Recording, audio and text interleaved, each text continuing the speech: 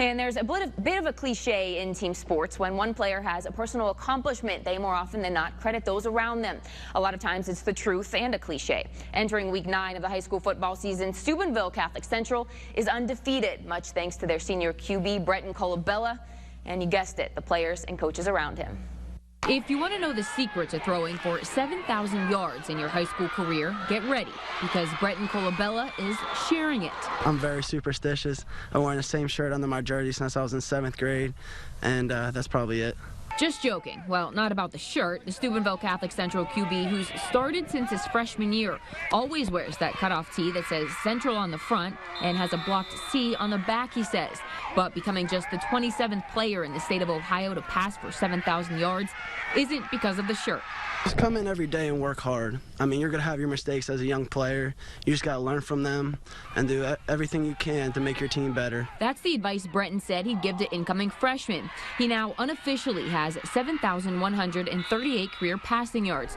220 of those came last week in Central's 62-14 win over Weir High. It's really a team thing. There were so many people that went into it, and receivers, line blocking for me. So it's not just me. It's a team thing from people my freshman year to people to now that's done a tremendous job for me making plays and blocking. So I give them really a lot of thanks. He says he didn't know when he passed the mark, and it didn't really matter as long as the team was winning.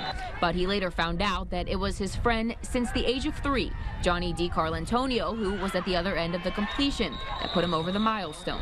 That night he texted me and said he was pumped because he found out I was the one to catch his pass. But then the next day we talked about it more, and I was just excited for him that he did that, and I was the one to do it for him. With so many plays to choose from, there has to be one that sticks out in his career up to this point. Just so happens it was last week, his 81-yard touchdown pass to Ryan Fletcher. From freshman year to now, the game's just slowed down tremendously.